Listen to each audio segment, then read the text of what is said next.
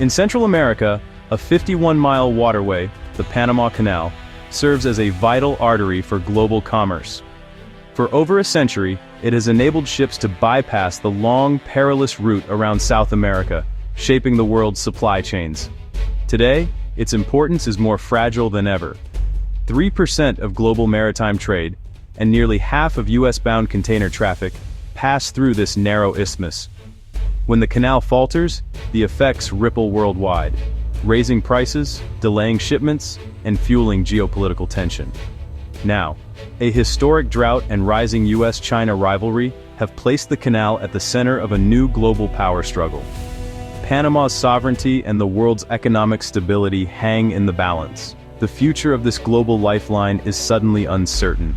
The Panama Canal story is one of ambition, sacrifice, and the relentless pursuit of a dream that would change the world. Stretching across the narrowest part of the Americas, the canal was envisioned as a gateway between oceans, promising to reshape global trade and connect distant continents. But behind its engineering marvel lies a long fight for control, marked by decades of struggle, protest, and the unwavering spirit of the Panamanian people who yearned for sovereignty over their own land. Built by the US after a failed French attempt, the canal opened in 1914 as a symbol of American power and ingenuity. Its completion was celebrated worldwide, but for many Panamanians, it also marked the beginning of a new era of foreign dominance. For 85 years, the US governed the canal and its surrounding zone, fueling resentment among Panamanians who saw it as a colonial imposition. Generations grew up in the shadow of foreign flags, their voices rising in protest, and their hopes set on reclaiming what was rightfully theirs. The 1977 Torrijos-Carter treaties set a path for Panama to reclaim the canal, culminating in the historic handover at midnight on December 31, 1999. It was a moment of celebration, marking the end of an era and the beginning of a new chapter in Panamanian history. Skeptics doubted Panama's ability to manage the canal, but the Panama Canal Authority proved them wrong.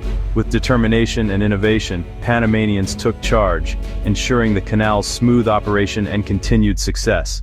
Billions were invested in modernization, including a third set of locks for larger ships. This ambitious expansion project secured the canal's place at the heart of global commerce, allowing it to handle the world's largest vessels and increasing its strategic importance. Under Panamanian stewardship, the canal became a global logistics hub and a source of national pride. It provided jobs, fueled economic growth, and united the country around a shared symbol of independence and achievement. Now, that pride is being tested by environmental and political crises. Droughts threaten water levels, while political tensions and global challenges put new pressures on canal operations. Decades of progress and autonomy are at risk, as the canal faces obstacles that could impact not just Panama, but the entire world's trade routes. The legacy of the handover faces its toughest challenge yet, as Panama stands determined to protect its greatest treasure for future generations. The canal's operation depends on fresh water. 52 million gallons lost to the sea with every ship's passage. Severe drought, intensified by El Niño, has drained the lakes that feed the locks, threatening both canal operations and Panama's drinking water. In response, the Panama Canal Authority slashed daily transits by half and lowered ship drafts, creating massive backlogs and costly delays. Shipping companies now pay millions to jump the queue, while canal revenues plummet. The drought exposes a critical vulnerability. 20th century engineering is no match for 21st century climate change. Proposed solutions like damming the Indio River face fierce opposition from local and indigenous communities. Without new water sources, the canal's future is in jeopardy. The crisis is forcing Panama to confront hard choices about its environment and economy. The world is watching to see if the canal can adapt, or if it will wither. The canal's slowdown sent shockwaves through global supply chains. Shipping companies faced a choice: wait for weeks, pay exorbitant fees, or reroute thousands of miles around Africa or through the Suez Canal. These detours add time, cost, and uncertainty, delaying goods and raising prices for consumers worldwide. The US, the canal's biggest user, is especially vulnerable, with nearly half its container traffic relying on the waterway. American businesses are rethinking logistics, and just-in-time delivery systems are in disarray. The crisis has sparked debate about alternative shipping routes, including the Suez and even Arctic passages. For Panama, the economic hit is severe lost revenue, damaged reputation, and a threat to its status as a global logistics hub. The world's reliance on a single choke point has never been clearer. The canal's fragility is now a global concern. The stakes for trade and prosperity are enormous. The drought has intensified a simmering geopolitical contest, one that stretches far beyond Panama's borders and into the heart of global trade and diplomacy. At the center of this contest is China's growing influence in Panama, a development that has not gone unnoticed by the world's major powers. As the canal's second-largest user, China's economic footprint here is unmistakable, with its ships carrying goods that fuel economies across continents. Over the past decade, China has invested heavily in Panamanian ports and logistics infrastructure, raising alarms in Washington and among Panama's other allies. U.S. officials fear that China could leverage its commercial presence for strategic gain, potentially threatening U.S. interests and the security of this vital waterway. The ongoing water crisis has made Panama's need for foreign investment more urgent than ever, as the country seeks solutions to keep the canal operational. This urgency has fueled speculation that Panama might increasingly turn to Beijing for help, especially as Chinese companies offer attractive financing and technical expertise.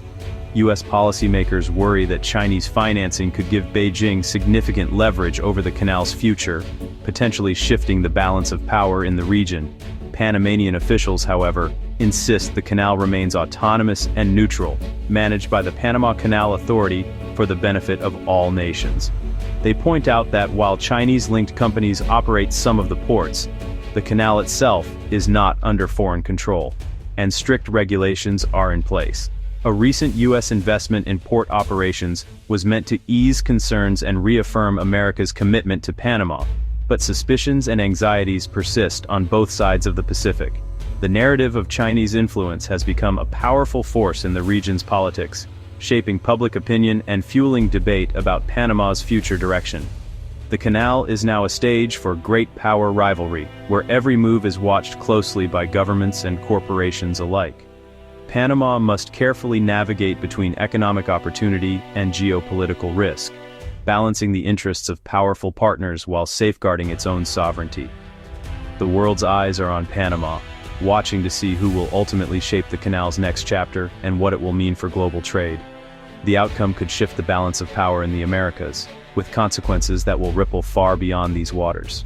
The escalating water crisis and mounting fears of growing Chinese influence in the region triggered a dramatic and swift response from the United States, reigniting old tensions over the Panama Canal's control. President Trump publicly accused Panama of mismanaging the canal, warning that the nation was allowing China to gain a dangerous foothold in the hemisphere. He claimed that China was effectively in control of the canal's operations and vowed to take it back for the sake of American security and global trade. In a bold move, the U.S. dispatched Defense Secretary Pete Hegseth to Panama, where he signed a controversial agreement granting U.S. troops access to several strategic Panamanian military bases, citing the need to protect the canal from foreign interference. The move, framed by Washington as a necessary step to counter China's ambitions, was met with immediate outrage and sparked massive protests across Panama. Thousands of Panamanians flooded the streets of Panama City and other major cities, chanting slogans and waving banners that read, "Sovereignty yes, bases no." They denounced what they saw as a violation of their national sovereignty and a dangerous return to an era of U.S. military presence. For many, memories of past U.S. interventions, especially the 1989 invasion, remained fresh, fueling public anger and deepening mistrust toward foreign involvement in Panama's affairs. President Molino, facing mounting pressure, addressed the nation and insisted that Panama remained firmly in control of its own destiny. Yet his reassurances failed to calm the unrest or convince a skeptical public. The crisis has evolved into a passionate struggle over national identity, self-determination, and the right of Panamanians to decide their own future without outside interference. Panama now finds itself caught in a delicate balancing act, trying to appease a powerful ally while also responding to the demands and aspirations of its own people. who are determined to defend their sovereignty. The fate of the canal, a vital artery of global commerce, is now deeply entangled in the high-stakes rivalry between superpowers and the domestic turmoil shaking Panama to its core. As tensions rise, the stakes for Panama's autonomy and future have never been higher, and the world is watching closely to see what happens next. External pressures have exposed Panama's internal divisions. President Molino's deal with the U.S. has deepened political polarization and sparked widespread protests. Anger is also growing over the government's handling of the water crisis, especially plans to displace indigenous communities for a new reservoir. Economic inequality is worsening as canal revenues fall, threatening social services and investor confidence. Political infighting and unrest make it hard for Panama to present a united front, leaving it vulnerable to foreign influence. The nation's future is at risk, caught between global powers and its own internal fractures. Experts challenge the political narratives dominating the canal crisis.